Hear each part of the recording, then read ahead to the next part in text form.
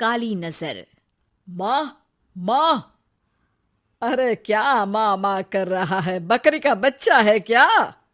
अरे माँ, मजाक छोड़ो। मुझे फाइनली वो मेन चौराहे वाली दुकान मिल गई है। अब देखना, आपका बेटा दुगनी स्पीड से पैसा कमाएगा। ओफो, ये क्या? मेरी ऑनलाइन मेकअप क्लास चल रही है। इतनी जोर से क्यों बोल रहे हो आप दोनों? अरे मेरी धर्म पत्नी जी, मेकअप क्लास बाद में करना। वो चौराहे वाली दुकान मिल गई है हमको। अरे वाह! रुको, मैं अपनी माँ को फोन लगाकर बता देती हूँ। अरे मैं भी अपने रिश्तेदारों को बता देती हूँ। कितनी खुशी की बात है। हाँ हाँ, मैं भी अपने दोस्तों को बता देता हूँ। 1 हफ्ते बाद रजिस्ट्री है। बस, घर में खुशी का मौका था। उन तीनों ने अपने अपने फोन उठाए और लोगों में बात फैलाना शुरू कर दिया। और रही सही कसर, श्वेता बहू ने अपने पड़ोस में सबको बताकर कर दी। अरे वर्मा आंटी, अब हम भी जल्दी कार ले लेंगे। घर का रेनोवेशन होगा और ठाट से रहेंगे हम भी। अरे, ऐसा क्या हुआ? लॉटरी बाटरी लग गई है क्या? अरे, इस बार चौराहे वाली मॉल में हमको भी दुकान मिल गई है। दुकान नंबर 21, जो एकदम चौराहे पर है। अब ग्राहक बढ़ेंगे तो आमदनी भी बढ़ेगी ही ना। अरे वाह, कितनी खुशी की बात है। मैं बहुत खुश हूँ तुम्हें इतना खुश देख के। बाकी एक बात कहूँ, सबको मत बताते फिरना। किसी की नजर लग जाएगी तो खुशी की खबर वापस लौट जाएगी। हैं? ऐसे थोड़ी ना होता है। अब डरा रही हो। अरे सही कह रही हूँ। काली नजर कहते हैं इस चीज को, जब आप किसी को कुछ बताओ और वो काम बिगड़ जाए। अरे लेकिन मैं तो। तुमने सबको बता दिया ना? हाँ, फोन लगा लगा के। अब बच के रहना। काली नजर बड़ी खतरनाक होती है। श्वेता इतनी खुश रहती है कि वो वर्मा आंटी की बात पर ध्यान ही नहीं देती, जबकि पड़ोस में और भी लोगों से खुशी की खबर शेयर करती रहती है। अगले दिन राजेश बहुत दुखी होकर घर आता है। अरे बेटा, क्या हुआ? मुंह क्यों सूजा हुआ है? मधुमक्खी ने काट लिया क्या? माँ, वो दुकान किसी और के पास चली गई। किसी ने ज्यादा भाव लगा दिया।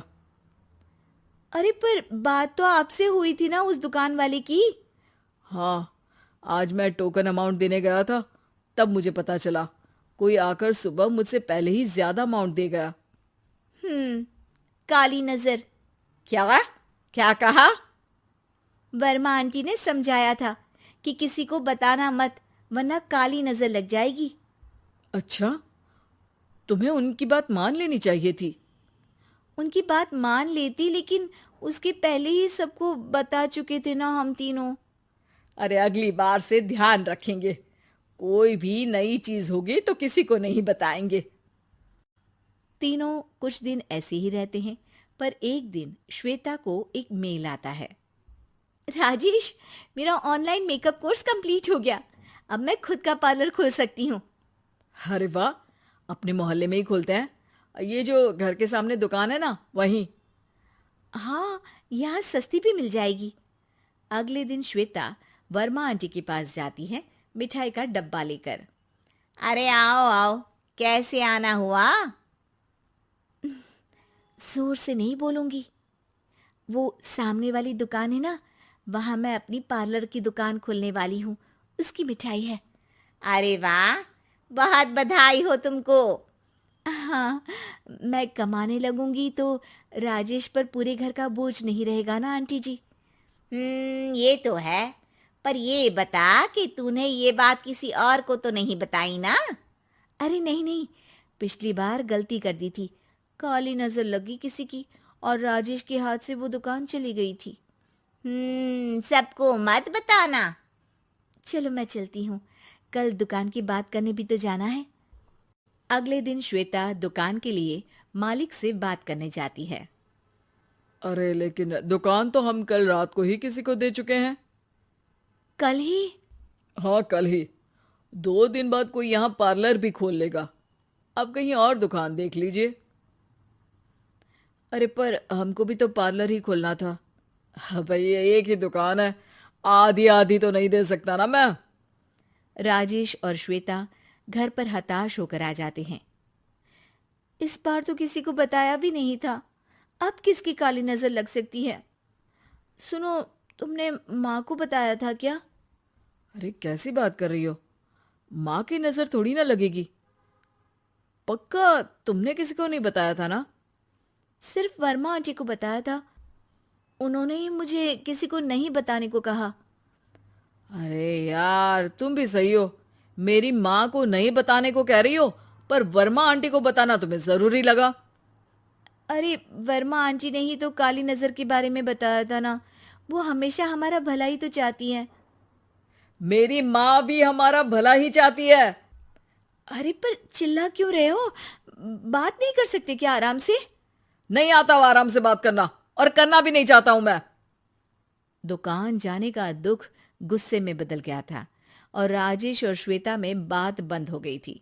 2 दिन बाद मोहल्ले में पार्लर का इनॉग्रेशन हुआ, जिसमें मोहल्ले के सभी लोगों को बुलाया गया, पर श्वेता, राजेश और माँ नहीं जाते। माँ, अंदर आ जाओ, क्या देख रही हो? अरे नया पार्लर देख रही हूं अपने आंगन से। देखो, माँ को दूसरे का सुख देखने में कितना मजा आ रहा है, मेरा दुख नहीं दिख रहा इन्हें। यहाँ मेरा पार्लर भी तो हो सकता था। अरे चुप रहो यार, हर बात में लड़ाई क्यों ढूंढ रही हो? राजेश और श्वेता फिर बहस करने लगते थे। तभी माँ ने दोनों को बाहर बुलाया। अरे जरा देखो तो, दुकान चलाने वाले का बोर्ड पर नाम क्या लिखा है? श्रुति वर्मा। गाड़ी निकाल बेटा, हमें कहीं जाना है। काली नजर का इलाज कराने? राजेश अपनी बाइक निकालता है। तीनों ट्रिपलिंग कर रहे हैं। माँ राजेश को उस मॉल वाली दुकान पर लेकर जाती है जहां राजेश अपनी दुकान खोलने वाला था। यही दुकान लेना चाहता था ना तू? हाँ, पर इनको भी दुखी करने लेकर आई हो क्या यहाँ पर दुकान दिखाकर? वहां काफी नहीं था? अरे श्वेता, थोड़ा सब्र रख, अभी पता चलेगा कि हम यहाँ क्यों आए हैं। बता, इस दुकान चलाने वाले का नाम क्या है? अनुपम वर्मा। कुछ समझ में आया? वो दुकान वाली श्रुति वर्मा, ये दुकान वाला अनुपम वर्मा, और हमारे पड़ोस में हमने उस दुकानों के बारे में बताया किसको था? अब वर्मा आंटी को। मतलब वर्मा आंटी ही हमारा काम बिगाड़ रही है? नहीं नहीं, ऐसा नहीं हो सकता, ये बस इत्तेफाक है। राजेश अपना फोन निकालता है और श्रुति वर्मा और अनुपम वर्मा के नाम फेसबुक पर सर्च करता है, जहां ये दोनों ही वर्मा आंटी के रिश्तेदार होते हैं। श्वेता को समझ में आ जाता है कि वर्मा आंटी की ही नजर खाली नजर है। अब क्या करना है? कोई भी खुशी की खबर हो तो काली नजर से बचना है, यानी वर्मा आंटी से बचना है। अरे पर मुझे ये समझ में नहीं आया कि वो हमारे साथ ऐसा क्यों करेंगी। अरे बेटा, एक सीख है, दूर के आदमी को आपकी तरक्की से कम परेशानी होगी, पड़ोसी को ज्यादा। दोनों माँ की बात में हामी भरते हैं और अगला काम चुपचाप करने की कसम खाते हैं, ताकि आगे से वर्मा आंटी कोई काम ना बिगाड़ सके।